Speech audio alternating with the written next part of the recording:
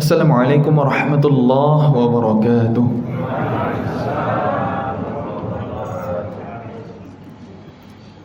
Alhamdulillahi wa kafa, wassalatu wassalamu ala rasulillahil mustafa wa ala alihi wa sahbihi wa mal wafa. Allahumma anfa'na bima 'allamtana wa 'allimna ma yanfa'una wa zidna 'ilma. Allahumma bika asbahna wa bika amsayna wa bika nahya wa bika namut wa ilayka nusyur. Subhanallahi wa bihamdihi 'adada khalqihi wa ridha nafsihi wa zinata 'arshihi wa midada kalimatihi. Radina billahi rabba wa bil islami dina wa bi Muhammadin sallallahu alaihi wasallam nabiyya.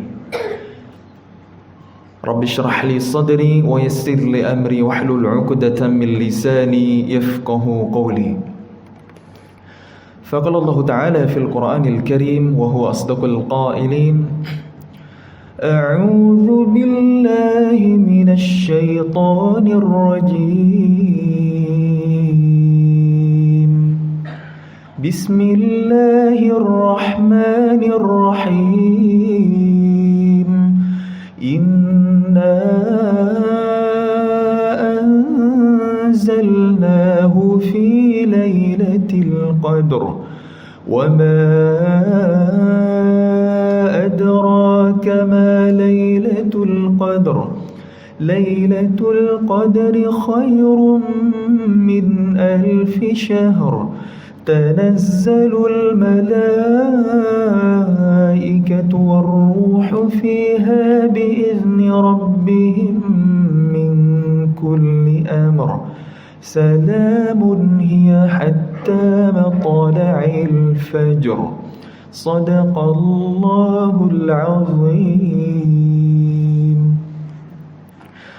Mari kita bersyukur kepada Allah. Alhamdulillahilladzi bi ni'matihi tatimmus shalihat. Segala puji bagi Allah, dengan nikmatnya menjadi sempurna amal saleh kita. Waktu yang barokah di subuh hari, Allah kumpulkan kita di rumahnya yang mulia. Kita dalam keadaan berpuasa dan duduk niat i'tikaf di majelis ilmu. Mudah-mudahan dengan begitu Allah mudahkan jalan kita menuju surganya.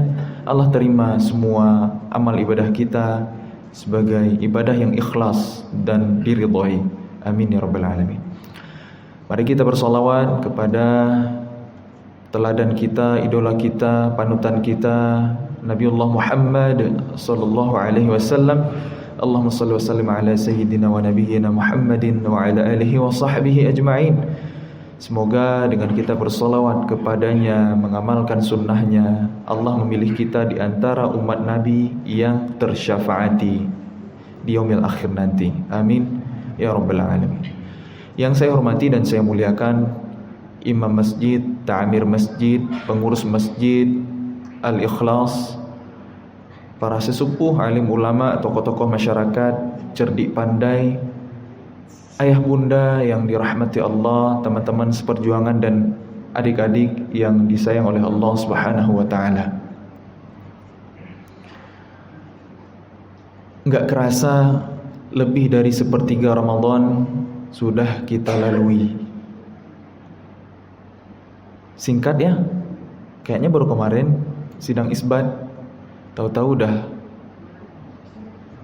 lebih 10 hari kita jalani di bulan ini. Karena memang Ramadan itu kata Allah, ayyaman ma'dudat,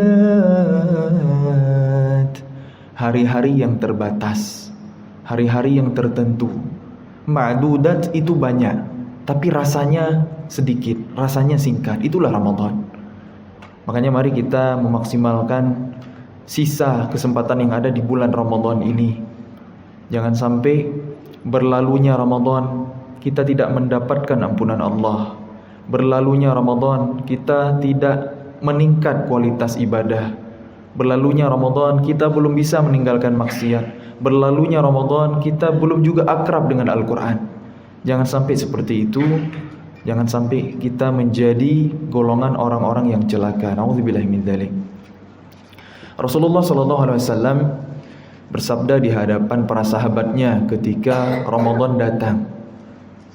Qad ja'akum Ramadan, telah datang kepada kalian Ramadan, syahrun mubarak, bulan yang penuh dengan keberkahan. Iftaradallahu alaikum siyamahu, diwajibkan atas kalian berpuasa padanya. Tuftahu fihi abwabul jannah, dibukakan pintu surga. Wa tughlaqu fihi abwabul jahim, ditutup pintu-pintu neraka. Wa tughallu fihi maradatus syayatin, dibelenggu, diikat setan-setan yang durhaka. Fihi lailatun khairum min alfi syahr, di dalamnya terdapat satu malam yang lebih baik dari 1000 bulan. Man hurima khairaha faqad hurim, siapa yang terhalang dari kebaikannya maka sungguh ia telah terhalang dari kebaikan yang banyak di bulan-bulan yang lain. Ramadan itu kalau merujuk ke hadis yang saya bacakan barusan, punya 6 keistimewaan, 6 kemuliaan. Sedangkan programnya yang Nabi sebutkan, bebannya, perintahnya cuma 1, berpuasa. Sedangkan yang 1 di akhir adalah peringatan atau ancaman. Karena kalau kita dengan berlalunya Ramadan, kita juga enggak mendapatkan kebaikannya, lebih-lebih di bulan yang lain gitu. Makanya ada peringatan di akhir, man hurima khairaha faqad hurim. Maka rumus Ramadan itu adalah 611.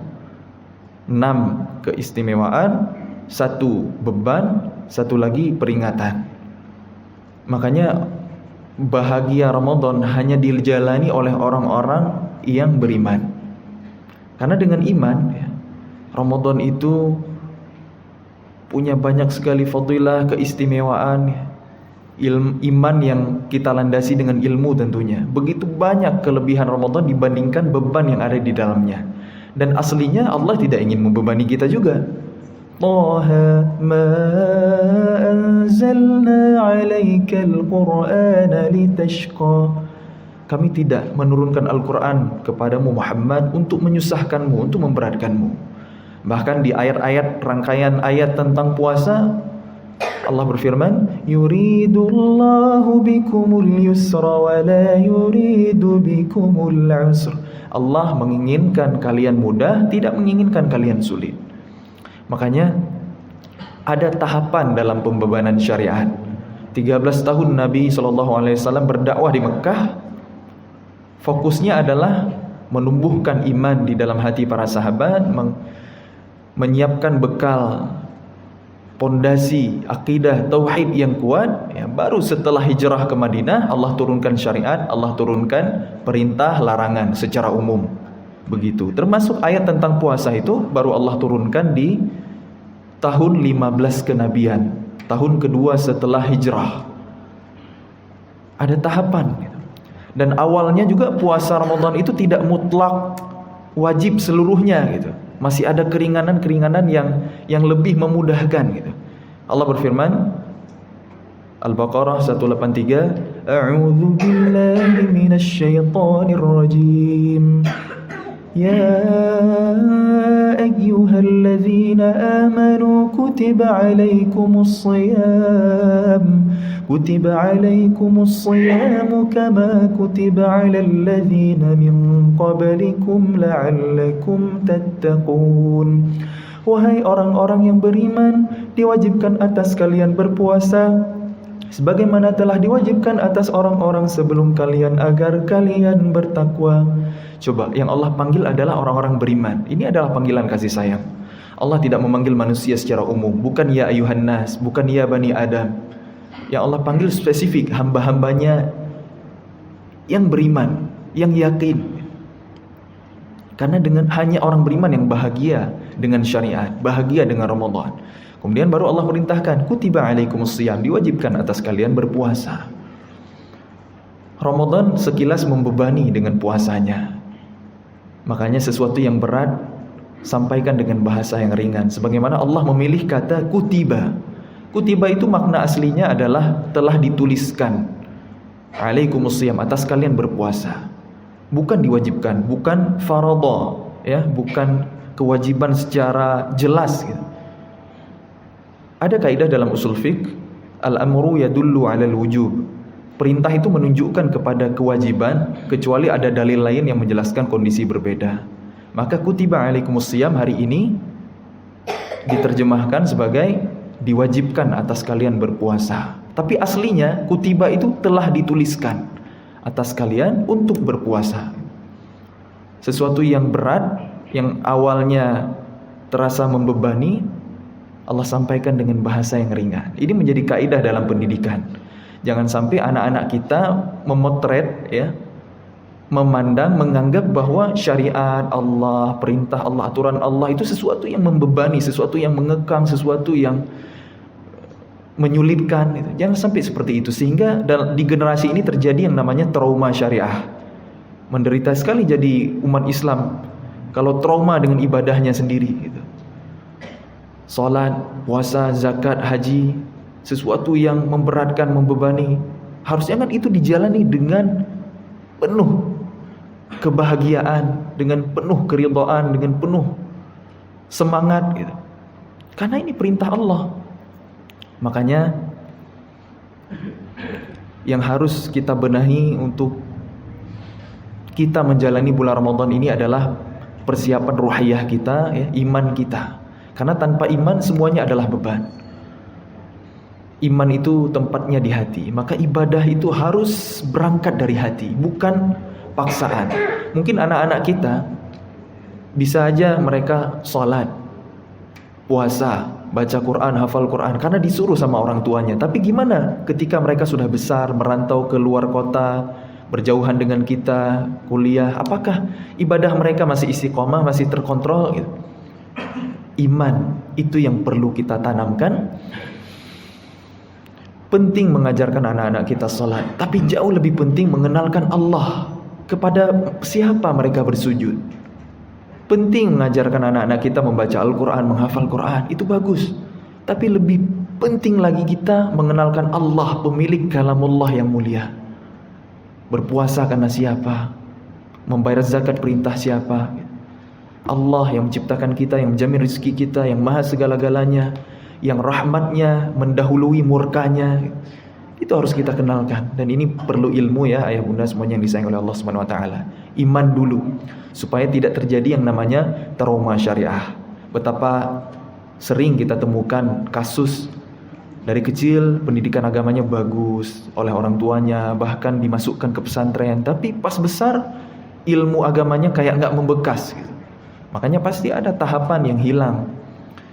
Al-Islam, Islam itu bermakna salam, keselamatan, kesejahteraan, kedamaian. Sulam dalam bahasa Arab bermakna tangga. Satu akar kata dengan al-Islam, salama. Ada tahapan-tahapan, ada tangga-tangga dalam Islam itu. Bertahap dalam membebani, memberikan teladan sebelum memerintahkan dan lain sebagainya. Jadi ada tahapan-tahapan, ada kaidah-kaidah dalam pendidikan. Nah, mari kita muhasabah, ya, koreksi iman kita. Apakah kita bahagia dengan datangnya Ramadan ini, atau malah kita merasa kapan Ramadan beres? Kok lama banget Idul Fitri gitu. Orang beriman itu menangis ditinggal Ramadan. Itu yang terjadi di zaman Rasulullah SAW, para sahabat dulu, ya. Bahagialah orang yang diterima amalnya, celakalah orang yang ditolak amalnya. Itu di malam Idul Fitri. Selain memang di hari Aid itu kita dianjurkan untuk berbahagia gitu. Tapi ada harap dan cemas di sana. Jadi selagi Ramadan ini masih ada, mari kita maksimalkan ibadah di bulan ini. Puasa itu memang sekilas membebani kita, nahan lapar dan haus saat kita lelah, saat kita dahaga, saat kita capek bekerja. Mungkin bukan kondisi yang nyaman buat kita. Tapi mari kita introspeksi diri, ya. Kita tata ulang Ramadan kita. Perintah puasa itu adalah wujud kasih sayang dari Allah Subhanahu wa taala untuk kita hambanya yang beriman. Karena as-siyam itu ibadah yang sangat istimewa, kata Allah, as-siyamu li wa ana ajzi bih. Puasa itu untukku dan aku langsung yang akan memberikan balasannya. Kata Allah dalam sebuah hadis qudsi seperti itu. Memangnya ibadah yang lain bukan untuk Allah?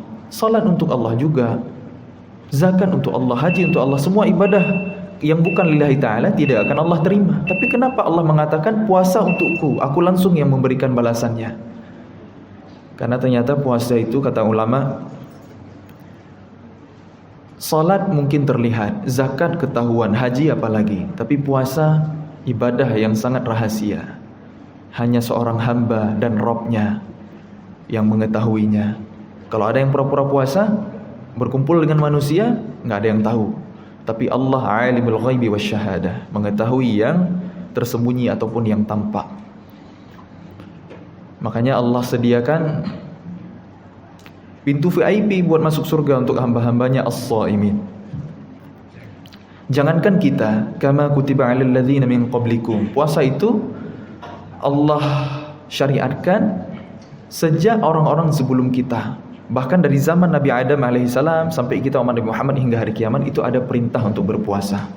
Tidak semua syariat sama. Tidak semua aturan serupa di setiap zaman, di setiap generasi, di setiap umat yang Allah utus Nabi kepada mereka.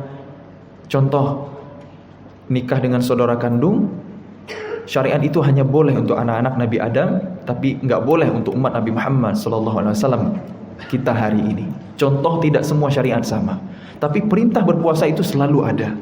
Karena memang manusia ini diciptakan Allah butuh kepada yang namanya puasa. Puasa baik bukan hanya untuk fisik kita, terlebih hati kita, ruhiyah kita. Fisik kita menjadi sehat dengan sebab berpuasa. Sumu tasihhu, berpuasalah kalian agar kalian sehat. Mendetoksifikasi racun-racun yang ada di tubuh, menormalkan metabolisme organ tubuh, menurunkan gula darah, tensi darah, kolesterol. Puasa itu menyehatkan. Tapi ternyata hati kita lebih butuh kepada puasa. Yang halal saja sementara waktu Allah larang, apalagi yang makruh, lebih-lebih yang haram.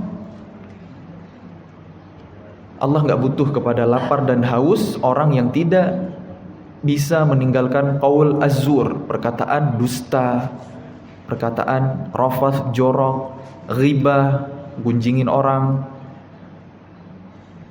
Mulut kita berpuasa, apakah hati kita juga berpuasa dari hasad, iri hati, dengki kepada sesama?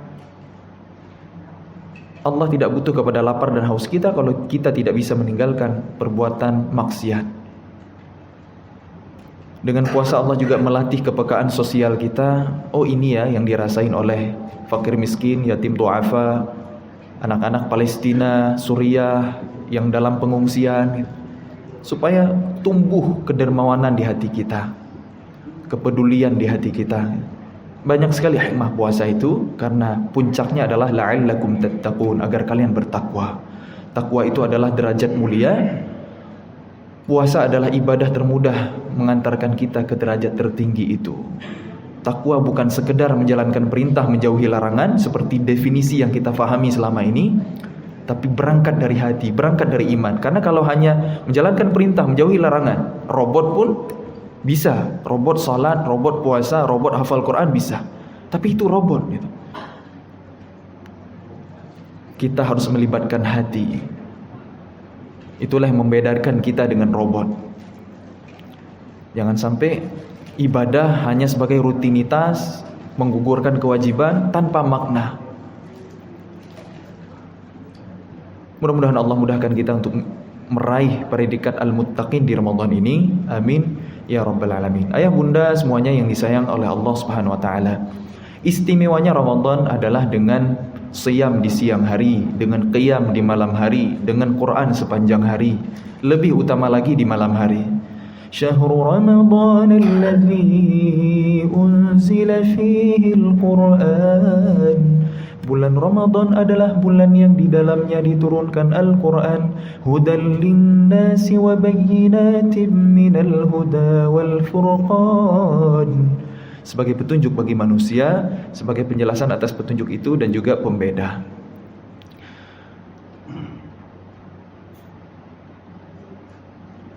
Ramadan dan Quran itu memang sesuatu yang tidak bisa dipisahkan.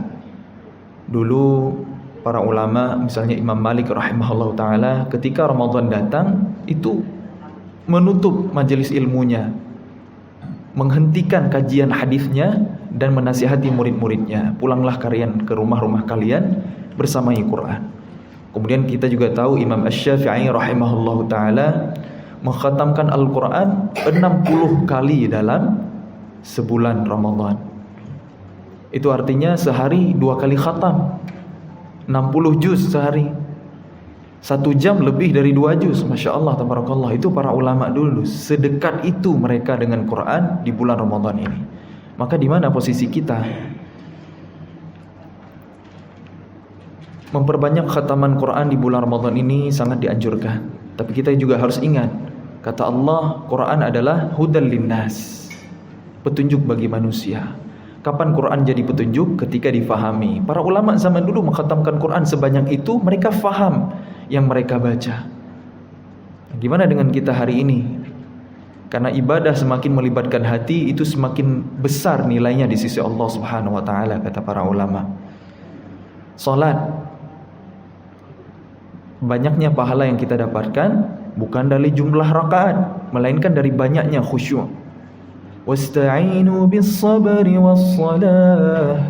Mohon pertolonganlah kalian kepada Allah dengan sabar dan salat.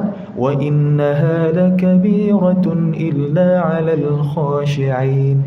Sesungguhnya salat itu berat, kata Allah. Aslinya salat itu berat. Wa innaha lakabiratun illa 'alal khashi'in, kecuali bagi orang-orang yang khusyuk. Jadi kalau salat kita masih terasa berat, jangan-jangan khusyuknya belum ada. Jadi makanya libatkan hati gitu. Bukan tergesa-gesa, bukan terburu-buru, tumak ninah gitu. Jadi kita kalau menghidupkan malam-malam Ramadan dengan salat, dengan qiyam Ramadan, dengan tarawih, dengan tahajud, ya, berjamaah dengan imam, kira-kira kita senangnya kalau imamnya baca cepat, baca singkat ayat-ayatnya, atau panjang gitu. Nah, disitulah sedang ya. Masya Allah, disitulah iman kita. Begitulah keadaan kita hari ini, generasi hari ini. Saya punya pengalaman di Aceh. Dulu sebelum saya hijrah ke Bandung, ya sekitar 11-12 tahun yang lalu, waktu saya masih sekolah, ya masih SMA dulu.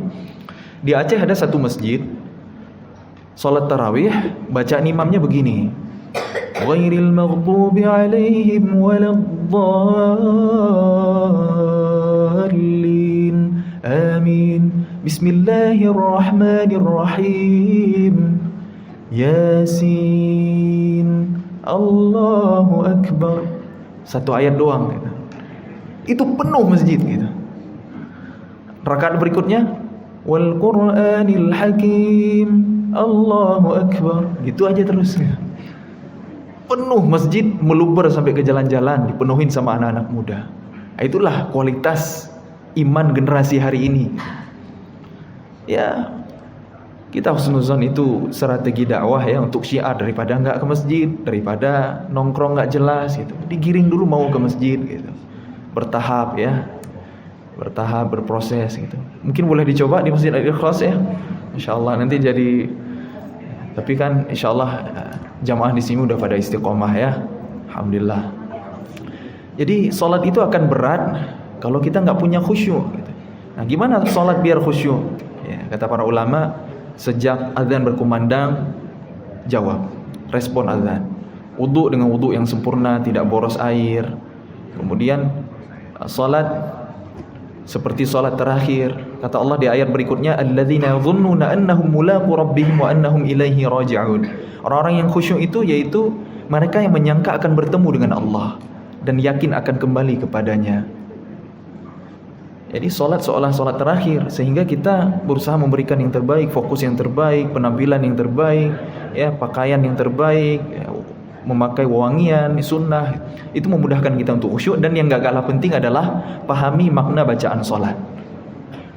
Nah, jangan sampai kita Allahu Akbar, takbiratul ihram, langsung pikiran langsung kemana-mana. Mungkin mulut kita mau baca Allahu Akbar kabir, alhamdulillah, tapi pikiran tuh kemana-mana. Kenapa bisa begitu? Karena itu bisikan setan. Wasawisu syaitan. Setan akan datang dari depan, belakang, kiri, kanan, atas, bawah untuk menyesatkan kita, untuk menggoda kita. Dia nggak rela kita dapat pahala yang sempurna dari sholat kita. Makanya dia bisikin macam-macam. Lupa naruh kunci, ingatnya pas sholat. Ada masalah, butuh solusi, munculnya pas sholat. Itu bukan ilham, yakinlah itu dari setan. Pertanyaannya, kan di bulan Ramadan setan diikat. wa tughallu fihi maradatus syayatin. Setan itu dibelenggu. Kenapa kita masih bisa berbuat maksiat? Kenapa kita masih salatnya belum bisa khusyuk gitu? Mari kita introspeksi diri. Jangan-jangan kitalah setannya gitu. Karena kan dorongan keburukan itu, bermaksiat itu ada dari internal, ada eksternal. Yang eksternal itu waswasus syaitan, yang internal itu dari nafsu jelek kita, nafsul amarah. Jadi kalau Ramadan setan diikat, kita masih bermaksiat, jangan-jangan kitalah setannya. Jadi libatkan hati, ibadah itu libatkan hati, semakin bernilai di sisi Allah Subhanahu wa taala. Jangan, salat itu bukan hanya gerakan tanpa makna gitu. Puasa itu bukan hanya menahan lapar haus tanpa esensi gitu. Libatkan hati. Baca Quran juga sama.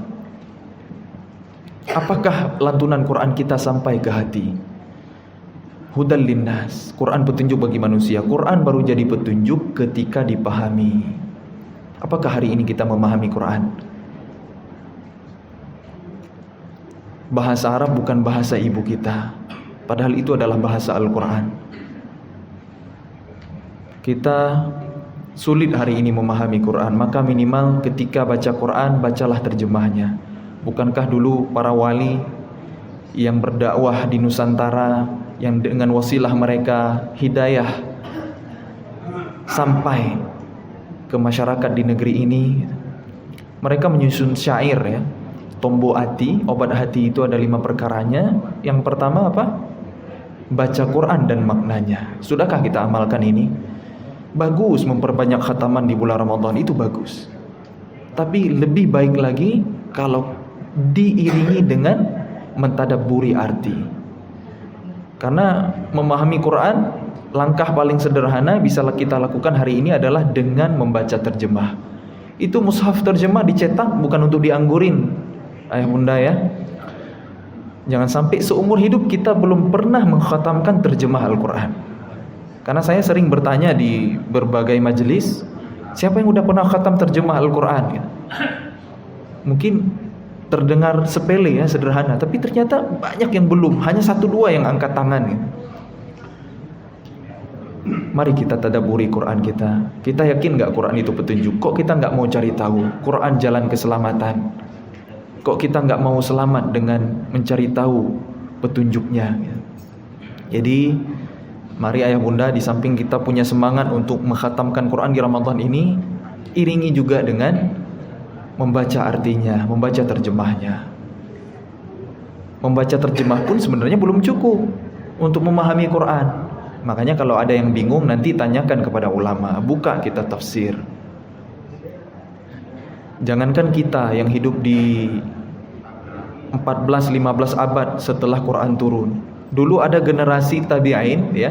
Tabi'in itu adalah generasi yang sempat bertemu dengan sahabat, tidak sempat bertemu dengan Rasulullah sallallahu alaihi wasallam.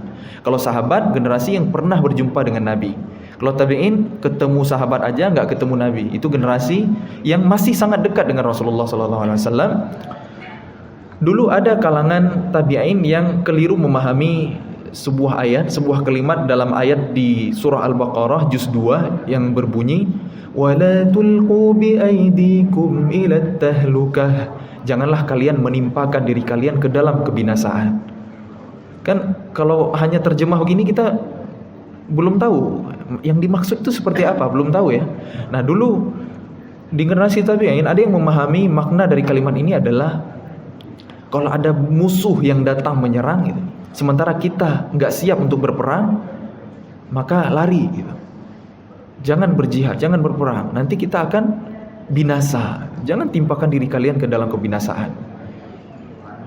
Ternyata makna aslinya 180 derajat. Wala tulqu bi aidikum ila tahlukah. Jangan kalian timpakan diri kalian ke dalam kebinasaan. Justru maknanya adalah persiapkan diri kalian ya, latih fisik kalian, wa'iddu lahum mastata'tum, supaya menggetarkan musuh-musuh. Latih kuda-kuda kalian, persiapkan panah, pedang gitu.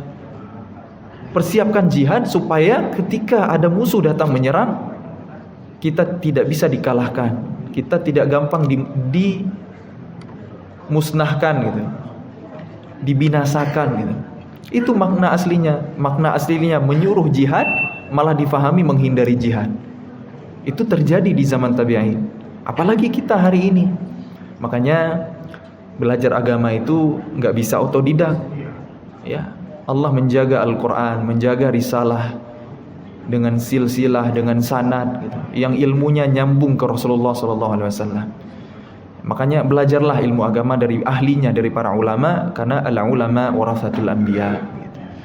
Tapi kalau belum bisa sempurna, jangan juga tinggalkan semua. Saya kalau gitu nggak mau baca terjemah, takut nanti keliru memahami. Gitu. Kita hari ini bukan keliru memahami, bingung memahami, gitu yang ada. Gitu. Nggak paham, nanti tanyakan kepada ulama, begitu. Yang lebih baik lagi belajar bahasa Arab, ilmu nahwu saraf, ilmu balaghah, belajar sirah nabawiyah, buka kitab-kitab tafsir. Itu lebih baik lagi. Itulah cara kita memahami Quran. Maka mudah-mudahan dengan Ramadan ini Allah berikan kita Al-Furqan, ya, kemampuan untuk membedakan yang hak dan yang batil. Allahumma arinal haqqa haqqan warzuqna ittiba'ah wa arinal batila batilan warzuqna ijtinabah. Semoga Allah mampukan kita untuk membedakan mana yang benar untuk kita ikuti, mana yang salah untuk kita jauhi di zaman fitnah hari ini, zaman abu-abu. Yang benar terlihat salah, yang salah terlihat benar. Mudah-mudahan Allah beri petunjuk kita, ya, dengan Ramadan ini, dengan Quran. Maka mari kita maksimalkan ibadah di dalamnya. Grafik Ramadan Rasulullah itu dan para sahabat tentunya semakin ke akhir Ramadan itu semakin ada peningkatan, semakin ada kemajuan. Sama juga dengan kita hari ini kan, ya. Makin ke akhir Ramadan ada kemajuan, soft salat kita makin maju ke depan, ya. Ya, makin sepi jamaahnya gitu. Tapi bukan itu, ya. Karena Rasulullah SAW itu bahkan di akhir Ramadan itu nggak keluar lagi dari Masjid Nabawi, i'tikaf, berdiam diri. Inti dari i'tikaf itu adalah memutus komunikasi dengan makhluk untuk menyambung koneksi dengan Allah Subhanahu wa taala. Makanya Nabi sampai membuat tenda di dalam Masjid Nabawi. Dalam rangka itu, apa yang Nabi lakukan? Mengencangkan sarungnya. Di malam 20 awal Nabi masih menggauli istrinya, tapi di 10 akhir Ramadan Nabi mengencangkan sarungnya. Enggak keluar lagi dari Masjid Nabawi. Wa ahya lailahu, menghidupkan malamnya dengan salat, dengan Quran, dengan sedekah, dan membangunkan keluarganya. I'tikaf. Dulu Rasul dan para sahabat i'tikaf 10 hari di Masjid Nabawi. Allah berikan dunia kepada mereka. Islam, peradaban yang memimpin bumi lebih dari 1000 tahun lamanya. Yang sebelumnya dikuasai oleh Romawi dan Persia, kekuatan dari timur dan barat. Jazirah Arab berada di antara keduanya, tidak terpengaruh oleh keduanya karena gurun pasir yang enggak ada hasil alam. Romawi Persia enggak minat. Beda dengan hari ini, Arab sangat menarik dengan minyaknya. Kalau dulu enggak, tandus. Karena syahwat kekuasaan di luar Islam selalu enggak jauh-jauh dari urusan perut, urusan duniawi, harta dan lain sebagainya. Maka kebesaran peradaban Islam dulu bukan warisan dari imperium manapun. Allah lah yang memenangkan agama ini, liyudhhirahu 'alad dini kullih, atas agama yang lain. Nah, Nabi dan para sahabat i'tikaf di Masjid Nabawi 10 akhir Ramadan. Dunia Allah berikan kepada mereka. Kita hari ini sulit untuk meninggalkan dunia, memang ujiannya berat, ya. Karena makin ke akhir Ramadan, ya, sale, diskon di mana-mana gitu. Harusnya kita bayar zakat ke Baitul Mal, malah nyumbang ke Baitul Mall gitu. Sibuk dengan mudik, bermacet-macetan di jalan. Kan sayang sekali. Bukan silaturahim itu enggak bagus. Itu juga ibadah, tapi jangan dibenturkan gitu. Karena ada keistimewaan Ramadan, mudik bisa nanti gitu. Sibuk bikin kue, nyari outfit lebaran gitu. Kita salah fokus hari ini gitu. Harusnya kita memaksimalkan. Karena kenapa? Di 10 Ramadan terakhir itu ada fihi lailatun khairum min alfi syahr. Ada satu malam yang lebih baik dari 1000 bulan yang kita kenal dengan Lailatul Qadar. Umur umat Nabi Muhammad itu pendek-pendek. A'maru ummati ma baina 60 wa 70. Umur umatku hanya kisaran 60 sampai 70 tahun kata Nabi. Rasulullah aja wafat usia 63. Abu Bakar As-Siddiq radhiyallahu an wafat usia 63 juga. Umar bin Khattab usia wafatnya 63 juga. Utsman bin Affan beda sendiri, 80 tahun lebih. Sayyidina Ali bin Abi Thalib 63 juga. Tuh, usia umat Nabi itu enggak akan jauh-jauh dari usia nabinya. Sedikit yang melebihi itu, dan enggak sedikit juga yang wafat sebelum itu, karena maut adalah nomor cabut, bukan nomor urut gitu. Jadi mari kita maksimalkan Ramadan kita, karena kita tahu umur kita pendek. Umur umat terdahulu itu kan panjang-panjang, ibadah mereka luar biasa. Gimana kita mengalahkan amal mereka yang luar biasa itu? Salah satunya dengan Lailatul Qadar, karena tujuannya adalah untuk melipat gandakan usia kebaikan kita. Sekali dapat Lailatul Qadar itu lebih baik dari beribadah 1000 bulan. Kalau kita konversi sekitar 83 tahun lebih. Belum tentu kita punya usia 83 tahun, tapi ketemu satu malam Lailatul Qadar, nilai ibadahnya lebih baik bukan sama dengan lebih baik dari 83 tahun. Makanya rugi sekali kalau kita melewatkan Ramadan tanpa bertemu dengan Lailatul Qadar. Kata Nabi, carilah Lailatul Qadar itu di 10 malam terakhir. Ada hikmah ya, perbedaan awal Ramadan tahun ini, sehingga malam ganjil yang Nabi suruh kita mencari Lailatul Qadar di sana, di malam-malam ganjil, itu menjadi enggak jelas. Yang puasa duluan, malam ganjilnya 21, 23, 25, 27. Yang puasa belakangan kan beda lagi gitu. Malam ganjil, malam genapnya kan berbeda kalau dihitung dari awal. Nah, terus berdasarkan jumlah Ramadan gitu. Apakah 30 atau 29? Kalau 30 benar 21, 23, 25 malam ganjil 10 terakhir. Tapi kalau jumlah Ramadan 29, malam ganjilnya justru 20, 22, 24, 26 dan seterusnya. Jadi memang Lailatul Qadar itu rahasia di antara rahasia-rahasia Allah. Hikmah Allah rahasiakan supaya kita memaksimalkan semuanya. Enggak pilih-pilih gitu. Kita pilih malam 27 doang. Kan kita hari ini gitu, milih-milih. Ya begitulah kualitas iman kita hari ini ya. Kalau ada ibadah kita nawar. Kalau dulu para sahabat Nabi ada peluang untuk beribadah, nawar juga. Sama kayak kita, nawar juga. Abdullah bin Amr bin As bertanya kepada Nabi, "Ya Rasulullah, puasa apa yang bisa saya lakukan?" "Berpuasalah 3 hari setiap bulan, ayyamul bid." "Ya Rasulullah, saya masih muda. Saya sanggup lebih dari itu. Kalau begitu Senin Kamis." "Ya Rasulullah, itu masih mudah saya lakukan. Saya mau lebih dari itu. Kalau begitu tasumu yauman wa tuftir yauman." Berpuasalah sehari, berbukalah sehari. Selang-seling. Itu puasa saudaraku Daud. Itu puasa terbaik. Coba lihat, generasi yang hatinya hidup dengan iman, nawar ketika ada peluang beribadah. Tapi nawarnya ke atas, bukan ke bawah kayak kita hari ini gitu. Maka mari kita benahi diri kita, ya, koreksi keimanan kita.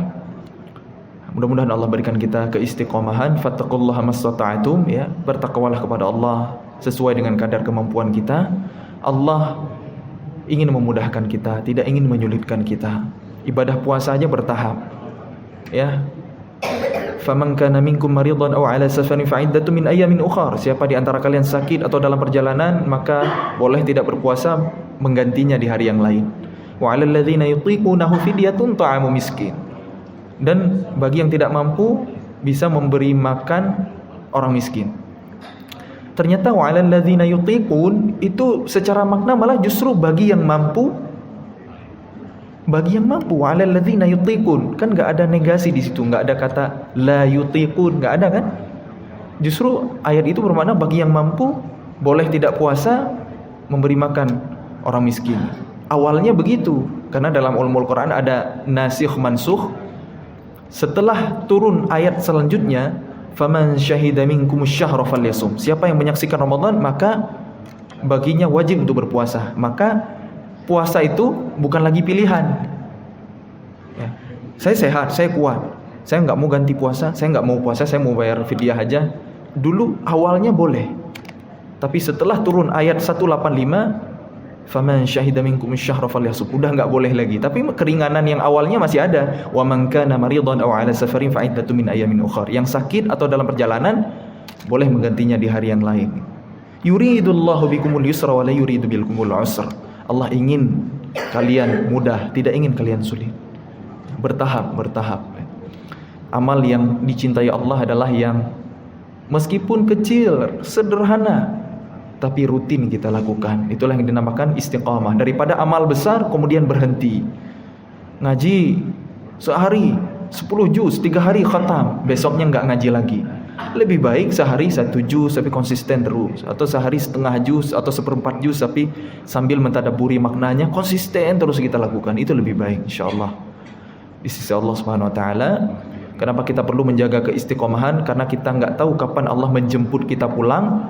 Mudah-mudahan ketika Allah memanggil kita, kita dalam keadaan beribadah kepadanya, kita dalam keadaan iman yang terbaik, husnul khatimah, berujung kepada akhir yang baik. Amin ya rabbal alamin. Wallahu a'lam bishawab. Semua yang benar itu pasti dari Allah Subhanahu wa taala. Yang salah, keliru, khilaf pasti dari kebodohan saya. Kepadanya saya memohon ampun. Nastaghfirullahalazim wa natubu ilaih. Wa akhiru da'wana alhamdulillahirabbil alamin. Mari kita lanjut dengan salat sunnah isyraq yang pahalanya sama dengan haji dan umroh yang sempurna, kata Nabi. Setelah kita i'tikaf seusai salat subuh, kita tunggu syuruk, matahari selesai terbit, kita salat 2 rakaat, pahalanya seperti haji dan umroh yang sempurna. Sayang kalau kita lewatkan ya. Mari kita sempurnakan. Subhanakallahumma wa bihamdik, asyhadu an la ilaha illa ant, astaghfiruka wa atubu ilaik. Wassalamualaikum warahmatullahi wabarakatuh.